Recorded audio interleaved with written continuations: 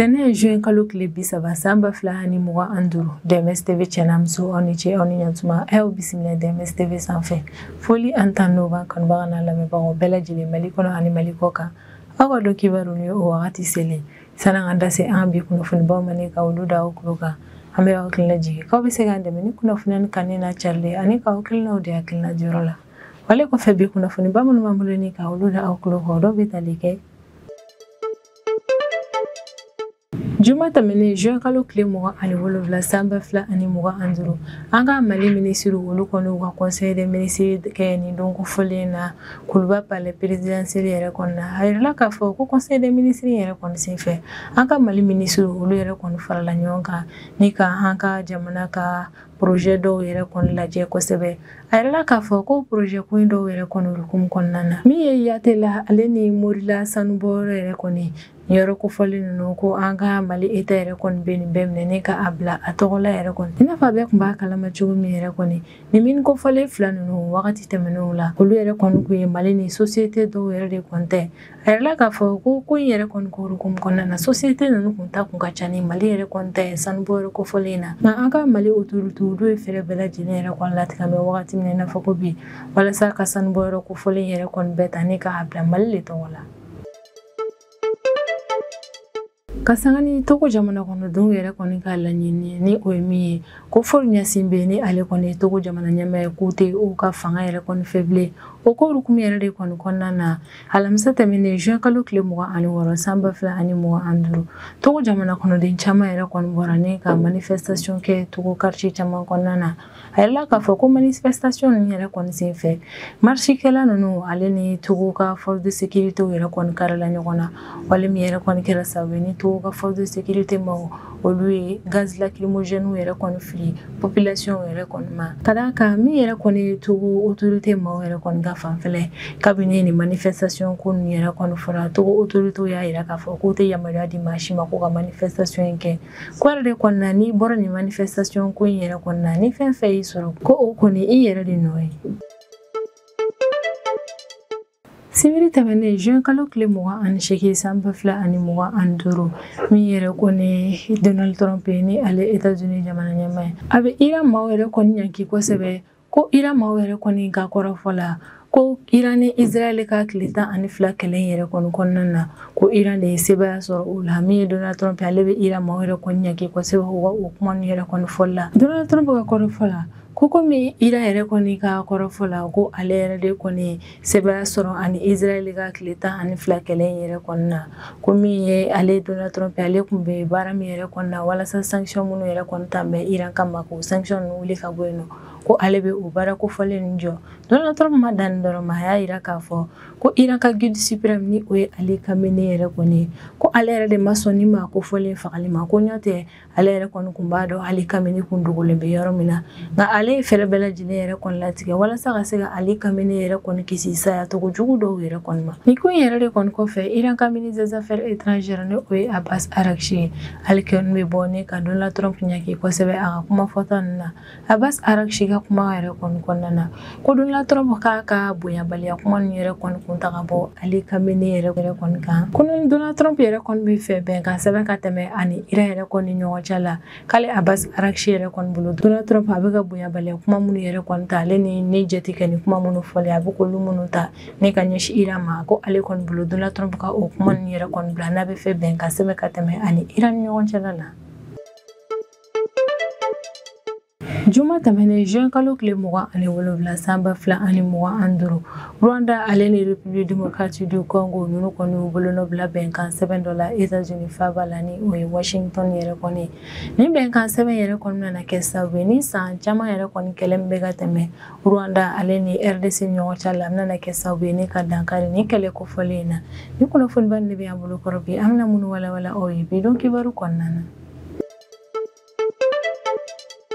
Juma tɛmɛnen juin kalo tile 27 san 2025 o kun ye conseil des ministres an ka Mali jamana kɔnɔna na. Conseil des ministres min yɛrɛ kɔni kɛra an ka Mali furancɛ fanga ɲɛmaa yɛrɛ kɔni ɲɛna ni o ye son excellence le général d'armée Assimi Goïta ye. Conseil des ministres in fɛnɛ na an ka premier ministre kun bɛ yen nɔ ni o ye général Abdoulaye Maïga ye. Conseil des ministres in yɛrɛ kɔni k'olu comme kan an ka Mali ministre olu ye projet caman yɛrɛ kɔni lajɛ kosɛbɛ ka se ka lajɛ n'o sɔrɔ projet nin yɛrɛ kɔni bɛ se ka lawaleya. O projet dɔ nin yɛrɛ kɔni bɛ tali kɛ jumɛn na? Projet fɛn fɛn bɛ se ka kɛ sababu ye ni ka Mali ka souveraineté ko yɛrɛ kɔni sinsin. An ka ministre olu kɔni o projet caman lajɛ. Juma tɛmɛnen yɛrɛ kɔni conseil des ministres la. An ka Mali miniko ministre ni o ye Amadou Keita ye. Conseil des ministres yɛrɛ kɔni senfɛ ale a ka rapport dɔ yɛrɛ kɔni bɔ. Rapport min kɔnɔna na an ka miniko ministre ale kɔni bɛ laɲini kɛ ko min yɛrɛ kɔni yatela ale ni Morila sanubɔyɔrɔ yɛrɛ kɔni ministre ka rapport kɔnɔna na a bɛ ka laɲini ko ni sanubɔyɔrɔ fila ni yɛrɛ kɔni ka kɛ Mali dɔrɔn de ta ye.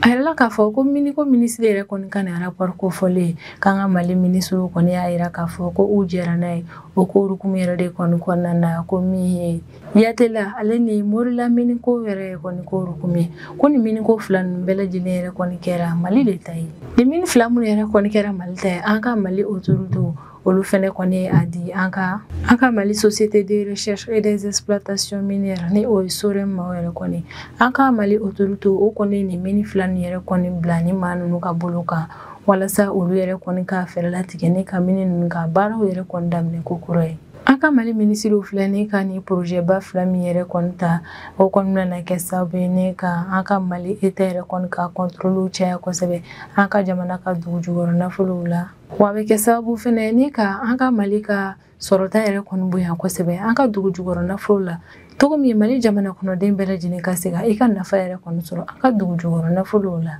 Yatela sanubɔyɔrɔ ale yɛrɛ kɔni créera san 2000 wagati de wa créer yɛrɛ kɔni min ye Sadiola Exploration Limited maaw yɛrɛ kɔni ni société kofɔlen yɛrɛ kɔni kɔnɔna na kɛmɛ sara la 80 o bɛɛ de kun ye ni société maa ninnu ta ye Yatela sanubɔyɔrɔ la a tɔ 20 o kun ye an ka Mali état yɛrɛ kɔni ta ye. Yatela sanubɔyɔrɔ ale yɛrɛ kɔni sigilen bɛ ka région yɛrɛ de kɔni kɔnɔna na wa san caman kuntagala kɔnɔna na an ka jamana yɛrɛ kɔni nafolo caman sɔrɔ ni ka bɔ ni sanubɔyɔrɔ kofɔlen yɔrɔ la. Nka san 2013 wagati sanu yɛrɛ kɔni da jiginni min yɛrɛ kɔni kɛra diɲɛ kɔnɔna na o kɛra sababu ye ni ka sanubɔyɔrɔ yɛrɛ kɔni bin kosɛbɛ.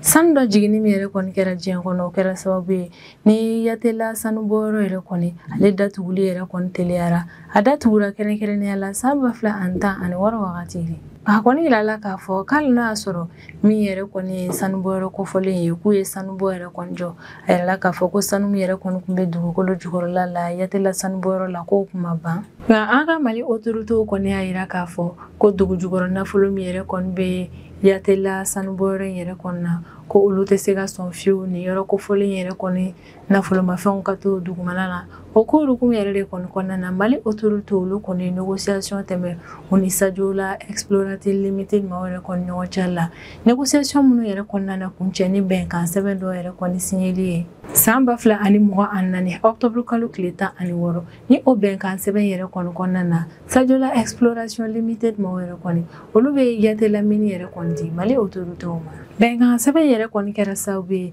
ni Yatela mini yɛrɛ kɔni kɔnɔna na kɛmɛ sara la 80 min yɛrɛ kɔni kun ye Sadiola Exploration Limited maaw yɛrɛ kɔni ta ye o 80 yɛrɛ kɔni bɔra olu bolo ni ka a fara Mali yɛrɛ kɔni ka 20 kan. Kabini o bɛnkan sɛbɛn yɛrɛ kɔni tɛmɛna Mali ni Sadiola Exploration Limited maaw yɛrɛ kɔni ɲɔgɔn cɛ la ni société kofɔlen ale ye i sen bɔ mini yɛrɛ kɔni baara ko bɛɛ lajɛlen na ni min yɛrɛ kɔni kɛra sababu ye ni an ka Mali autorité mini in ko bɛɛ kun bɛ olu de bolo. Min fɛnɛ ye Morila mini kelen yɛrɛ kɔni ale fɛnɛ créela san 2000 wagati yɛrɛ de kɔni Anglo Gold Ashanti maaw yɛrɛ kɔni ni ne ye société Morila mini yɛrɛ kɔni kɔnɔna na kɛmɛ sara la 40 kun ye o maa ninnu ta ye Arand Gold Resources maaw kɛmɛ sara la 40 fɛnɛ kun ye olu ta ye a tɔ 20 o kun ye Mali état de ta ye. Wagati min na Arand Gold Resources maaw olu kɔni y'a yira k'a fɔ ko Morila mini yɛrɛ kɔni k'olu ka intérêt tɛ yen nɔ bilen o yɛrɛ kɔni kɛlen o maaw kun ye laseli kɛ k'u bɛ fɛ ka Morila mini yɛrɛ kɔni datugu o yɛrɛ kɔni kɛlen san 2020 novembre kalo wagati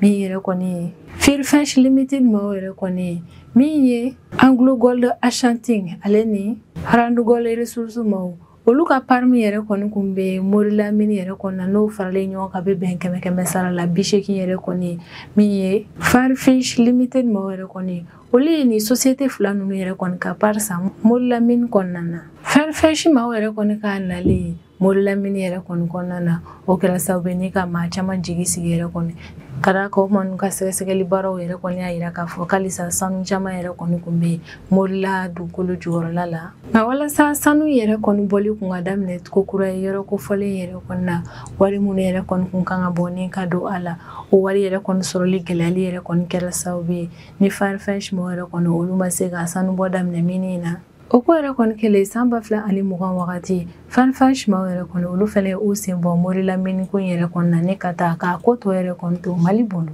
Wa yirala k'a fɔ ko Farfish mɔgɔw yɛrɛ kɔni bɛ taa wagati min o y'a sɔrɔ juru caman yɛrɛ kɔni kun bɛ Morila Mini na yɔrɔ fɛnɛ yɛrɛ kɔni kun cɛnnen don k'o sababu kɛ sanubɔ baara ninnu ye. Nka ko kura ye tuguni Mali autoritew y'a yira k'a fɔ ko min yɛrɛ kɔni an ka dugu jukɔrɔ nafolow ye k'u tɛ fɛ olu bilalen yɛrɛ kɔni ka to yen nɔ. O ko hukumu yɛrɛ de kɔni kɔnɔna na san 2024 bɛ kalo tile 6 Mali autoritew ye bɛnkan sɛbɛn dɔ yɛrɛ kɔni tɛmɛ u ni Farfish mɔgɔw yɛrɛ kɔni ɲɔgɔn cɛ la. Bɛnkan sɛbɛn min yɛrɛ kɔni kɔnɔna na Farfish mɔgɔw yɛrɛ kɔni olu bɛ Morila Mini yɛrɛ kɔni kɔnɔna na 100 sara la 80 min bɛ u bolo u bɛ u di Mali État ma. Mali autoritew y'a yira k'a fɔ k'u ye laɲini kɛ ne ka Morila Mini yɛrɛ kɔni bila Mali État yɛrɛ kɔni tɔgɔ la o kɛ kun de ye walasa ka sanubɔ in baaraw daminɛ ko kura ye. Maa minnu kun bɛ baara la ni yɔrɔ kofɔlen in na olu ka baaraw kana na tiɲɛ fɛnɛ. Ale ni Mini City yɛrɛ kɔni ka yɔrɔ minnu tiɲɛnen don u y'a yira k'a fɔ k'u bɛ fɛ ka olu dilan ko kura ye walasa Mini kofɔlen yɛrɛ kɔni ale sanu ka bɔ cogo min a ka se ka dɔ fara an ka jamana ka sɔrɔ kan.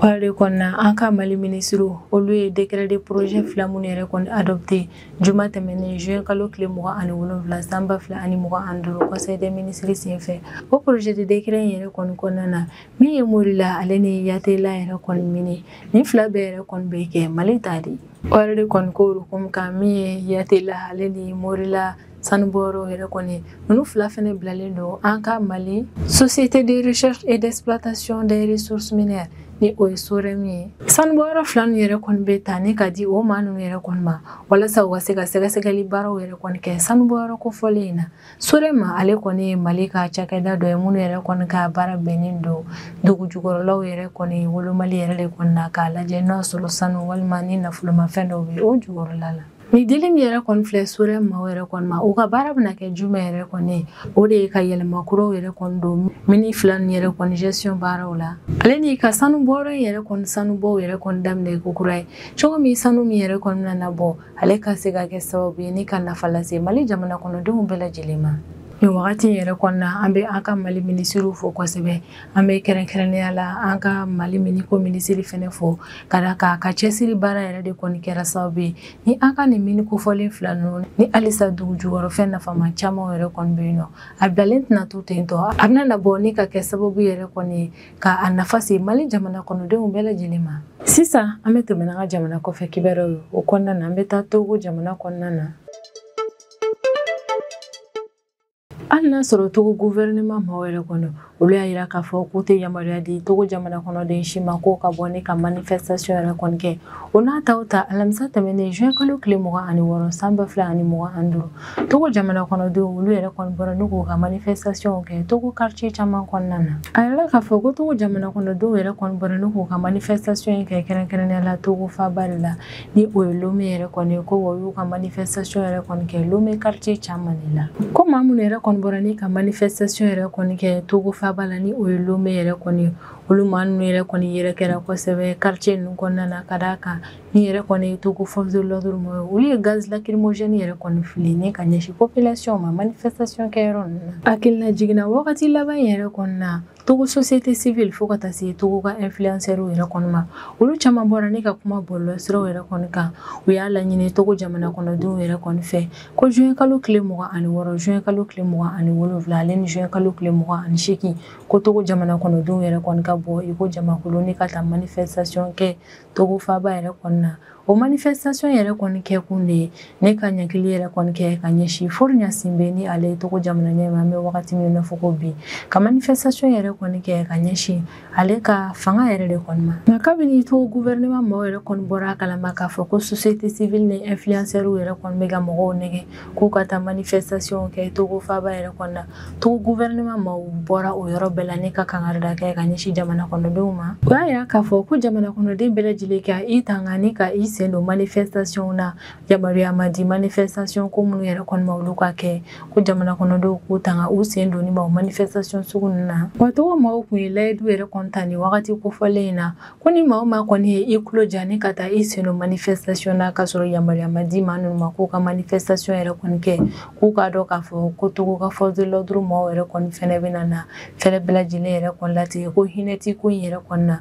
wa u bɛ ko sugu bɛɛ kɛ yɛrɛ kɔni walasa ka manifestation yɛrɛ kɔni bali ni a yamaruya ma di u ma Gilbert Bawara ni ale Togo ka ministre de la réforme publique ale kɔni kun ye laseli kɛ tarata tɛmɛnen juin kalo tile 24 san 2025 ko ni maa ma kɔni ye wele mada kɛ ne ka ɲɛsin jamana kɔnɔdenw ma k'u ka manifestation kɛ k'a sɔrɔ sariya yɛrɛ kɔni ti jɛ ni a ye yamaruya ma di maa ninnu ma u ka manifestation ninnu kɛ ko n'o manifestation ninnu kɔni kɛra sababu ye ne ka na ni basigibaliya yɛrɛ kɔni ye jamana kɔnɔdenw ni ɲɔgɔn cɛla la ko Togo population maaw yɛrɛ kɔni k'a dɔn k'a fɔ ko b'i n'a fɔ Togo jamana kɔnɔna na texte minnu yɛrɛ kɔni bɛ ka labaara a b'i n'a fɔ u ye o texte ninnu yɛrɛ kɔni violé de Gilbert Bawara bɛ tila ka kangarida yɛrɛ kɔni kɛ ko ni i kɔni y'a dɔn k'a fɔ ko manifestation dɔ a yirala k'a fɔ ko yamaruya tɛ u bolo u ka bɔ ni k'u ka manifestation kɛ ko manifestation min e yɛrɛ kɔni b'a dɔn k'a fɔ a ma labɛn yɛrɛ kɔni sariyaw kɔnɔna na k'ale kɔni bolo i k'i yɛrɛ tanga i sen donni ma o manifestation sugu ninnu na ka d'a kan ko ni i kɔni ye i sen don o manifestation sugu ninnu na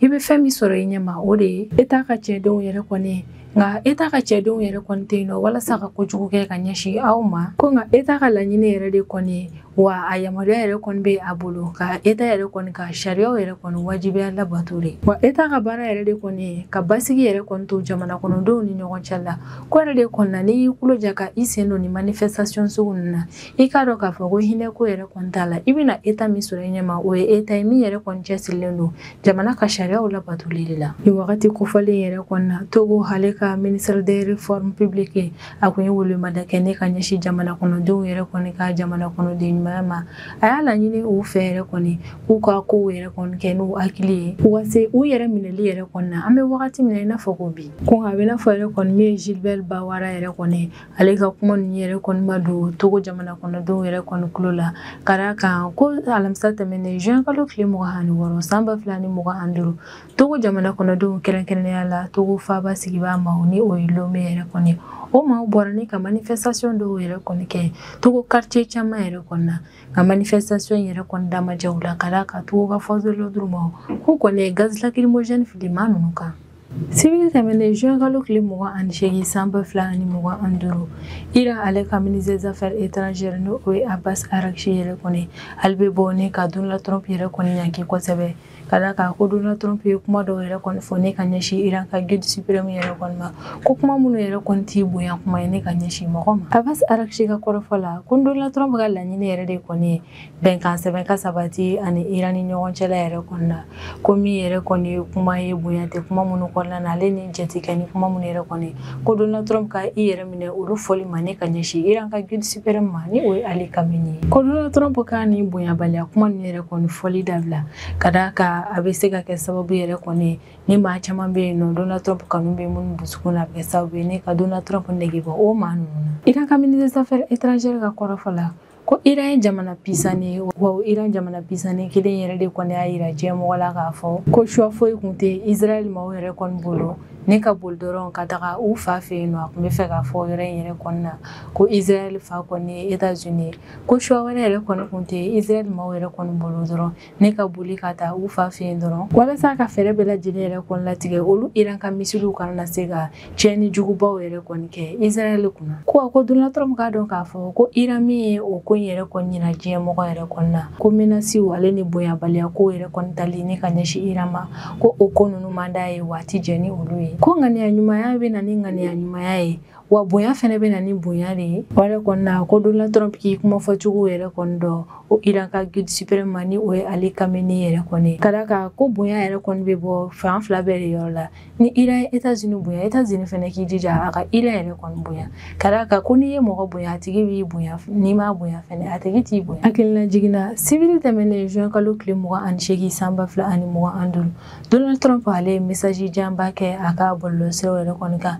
message min yɛrɛ kɔni kɔnɔna na a bɛ ka Iran maaw ɲɛki kosɛbɛ ko tile 12 kɛlɛ min tɛmɛna Iran ni Israel ni ɲɔgɔn cɛ la ko Iran ka kɔrɔfɔ yɛrɛ kɔni na ko ale de ye sebaya sɔrɔ ani Israel ka o kɛlɛ in na wa Donald Trump ye laseli kɛ a ka o cikan kelen yɛrɛ de kɔni kɔnɔna na k'ale kun bɛ ka baara minnu yɛrɛ kɔni kɛ walasa sanction minnu bɛ Iran kan k'o sanction yɛrɛ kɔni wuli k'a bɛna na o baara ninnu bɛɛ jɔ Donald Trump ka kɔrɔfɔ la ko Iran ka guide suprême yɛrɛ kɔni ye waleɲumandɔnbali yɛrɛ de kɔni ka d'a kan ko États-Unis ye faraku jugumanba minnu kɛ ni ka ɲɛsin Iran ka site nucléaire ma ko Iran ka guide suprême bɔra ni ka o kuma yɛrɛ kɔni fɔ k'a kɛ i n'a fɔ ko kojugu yɛrɛ kɔni ma kɛ ko Ali Khamenei ye waleɲumandɔnbali yɛrɛ de kɔni ka d'a kan ko Iran ka guide suprême kɔni y'a fɔ ko Iran kɔni ni Israel ka kɛlɛko in hukumu kɔnɔna na ko Iran de sera Israel la ko wa ko Iran ye tɛgɛ ɲɛnamaba dɔ da États-Unis kulo kɔrɔ min yɛrɛ kɔni ye Donald Trump ye ale y'a yira k'a fɔ ko Ali Khamenei yɛrɛ kɔni bɛ ka o kuma min fɔ o ye waleɲumandɔnbaliya kumaw de Donald Trump ka kɔrɔfɔ la ko Iran ni Israel ka kɛlɛko in hukumu yɛrɛ kɔni kan ko Ali Khamenei kun dogolen bɛ yɔrɔ kɛrɛnkɛrɛnnen min na k'ale Donald Trump kun b'o yɔrɔ dɔn ko nka ale ma sɔn Israel walima États-Unis ka armée ni olu yɛrɛ kɔni ye armée belebeleba ye armée fangatigi don k'ale Donald Trump ma sɔn abada ni maa min yɛrɛ kɔni ka dankari Ale Khamenei ka ɲɛnɛmaya la k'ale Donald Trump ye Ali Khamenei yɛrɛ kɔni kisi saya jugumanba ale ni saya kojugu yɛrɛ kɔni ma Donald Trump yɛrɛ kɔni bɛ i waso ni nin kuma in ne nka min ye Iran ka fanfɛla olu kɔni y'a yira k'a fɔ k'u tɛ jɛn ni Donald Trump ka nin bonyabaliya kuma ninnu yɛrɛ kɔni ye ka d'a kan ko ni Donald Trump yɛrɛ kɔni bɛ fɛ bɛnkan sɛbɛn ka tɛmɛ ani Iran yɛrɛ kɔni ni ɲɔgɔn cɛ la Donald Trump ka i jija yɛrɛ kɔni a bɛ bonyabaliya kuma minnu fɔ ni ka ɲɛsin maaw ma a k'olu bila kɛrɛfɛ fɔlɔ ka d'a kan ko ni ye mɔgɔ bonya mɔgɔ fɛnɛ bɛ i bonya yɛrɛ de kɔni ko olu Iran dun ka guide suprême yɛrɛ kɔni ye mɔgɔba de ko yɛrɛ de kɔni a man kan yɛrɛ kɔni Donald Trump ka bonyabaliya kumaw fɔ ni ka ɲɛsin a ma Juma tɛmɛnen juin kalo tile 27 san 2025 Rwanda ale ni République démocratique du Congo ni o RDC jamana fila n'u bolonɔ bila bɛnkan sɛbɛn dɔ yɛrɛ kɔni na États-Unis faaba la ni o ye Washington yɛrɛ kɔni a yirala k'a fɔ ko bolonɔ bilala ni bɛnkan sɛbɛn min yɛrɛ kɔni na jamana fila n'u ni ɲɔgɔn cɛ la o bɛna kɛ sababu ye ni san caman kɛlɛ min bɛ Rwanda ni RDC ni ɲɔgɔn cɛ la ka dankari o kɛlɛ in na bɛnkan yɛrɛ kɔni ni Rwanda ni RDC yɛrɛ kɔni ni ɲɔgɔn cɛ la o ko yɛrɛ kɔni initiative bɔra États-Unis maaw yɛrɛ de kɔni yɔrɔ la ani yɛrɛ kɔni nana kɛ sababu ye ni Rwanda ale ni RDC ni ninnu ye ɲɔgɔn kɛrɛfɛ jamanaw ye a bɛna kɛ sababu ye ni fɔɲɔgɔnkɔ min kun bɛ ninnu ni ɲɔgɔn cɛ la a bɛ san caman yɛrɛ kɔni bɔ u ka sigiɲɔgɔnya in kɔnɔna na a bɛna kɛ sababu ye ni ka dankari o fɔɲɔgɔnkɔ in na Rwanda ni RDC maaw yɛrɛ kɔni ka bolonɔ bilali u ka bɛnkan sɛbɛn yɛrɛ kɔnɔna o kɛra cérémonie dɔ senfɛ min kɛra États-Unis ka département d'État yɛrɛ kɔnɔna wa ko in yɛrɛ kɔni kɛra États-Unis ka secrétaire d'État yɛrɛ kɔni ɲɛna ni o ye Marco Rubio ye ko bɛnkan sɛbɛn yɛrɛ kɔni kɔnɔna na a laɲininen don Rwanda ale ni RDC bɛɛ lajɛlen yɛrɛ kɔni fɛ k'u bɛɛ lajɛlen ka ɲɔgɔn ka souveraineté yɛrɛ kɔni bonya kɛlɛ min bɛ u ni ɲɔgɔn cɛ la u ka dankari o kɛlɛ in na ale ni Rwanda ka troupe minnu yɛrɛ kɔni bɛ République démocratique du Congo maaw yɛrɛ kɔni ka territoire kan ka fɛɛrɛ latigɛ Rwanda k'a ka maaw yɛrɛ kɔni lasegin ka taa ka jamana kɔnɔna na texte kelen yɛrɛ kɔni kɔnɔna na u bɛna na fɛɛrɛ latigɛ fɛnɛ ni maa maramafɛntigi minnu yɛrɛ kɔni bɛ yɔrɔ filanin na ka fɛɛrɛ latigɛ ni ka o maa maramafɛntigi ni ka maramafɛnw yɛrɛ kɔni minɛ u la o maa maramafɛntigi ni yɛrɛ kɔni M23 rebelle wa ale ni Force démocratique de libération du Rwanda ni o FDLR maaw yɛrɛ kɔni o fɛnɛ tɛmɛlen kɔfɛ ko texte in kɔnɔna na laɲininen don Rwanda ni RDC yɛrɛ kɔni fɛ ko kɛlɛ in ko hukumu yɛrɛ kɔni kɔnɔna na déplacé minnu yɛrɛ kɔni yira o ko la déplacé u bɛɛ lajɛlen ka segin ka taa ni ka taa i ka jamana kɔnɔna na ale ni maa minnu yɛrɛ kɔni ye maramafɛn ta wagati tɛmɛnenw yɛrɛ kɔni na ka fɛɛrɛ latigɛ ni ka o maa ninnu yɛrɛ kɔni réintégré ko kura ye ni bɛnkan sɛbɛn yɛrɛ kɔni bɛ tɛmɛ Rwanda ni RDC yɛrɛ kɔni ɲɔgɔn cɛ la o y'a sɔrɔ nin y'a kalo caman yɛrɛ kɔni ye min ye États-Unis maaw ye olu kɔni kɛn bɛ médiateur jamana fila ni ɲɔgɔn cɛ la walasa u ka se ka bɛnkan yɛrɛ kɔni sɔrɔ u ka fɔɲɔgɔnkɔ in na États-Unis ka médiation baaraw yɛrɛ kɔni kɔnɔna na avril kalo tile 28 tɛmɛnen yɛrɛ kɔni Rwanda ale ni RDC bɛ déclaration de principe dɔ y'u bolonɔ bila o sɛbɛn yɛrɛ kɔni na o ko yɛrɛ kɔni kɔfɛ juin kalo tile 18 tɛmɛnen bɛnkan sɛbɛn minnu yɛrɛ kɔni kun na tɛmɛ RDC ni Rwanda ni ɲɔgɔn cɛ la o bɛnkan sɛbɛn gafe yɛrɛ kɔni o baara tɔw kun cɛra nin don kofɔlen in de la wala de kɔni kelen juma tɛmɛnen juin kalo tile 27 san 2025 jamana fila nin bɛɛ lajɛlen ka représentanw nana ni k'u bolo nɔ bila sɛbɛn in na ko wa Donald Trump yɛrɛ kɔni y'a laɲini ko juillet kalo nata laban yɛrɛ kɔni na Félix Tshisekedi ni ale RDC jamana ɲɛmaa ani Paul Kagame ni o kɔni Rwanda jamana ɲɛmaa k'a laɲininen don ni maa fila nin yɛrɛ kɔni ɲɔgɔn cɛla la u ka ɲɔgɔn ye dɔ yɛrɛ kɔni kɛ min kɔnɔna na Donald Trump fɛnɛ bɛna na i sen don o ɲɔgɔn ye in na walasa jamana ɲɛmaa fila nin ka se ka kuma ɲɔgɔn tɛmɛ u ni ɲɔgɔn cɛla la bɛnkan sɛbɛn min yɛrɛ kɔni tɛmɛlen filɛ Rwanda ni RDC ɲɔgɔn cɛla la kɛra sababu ye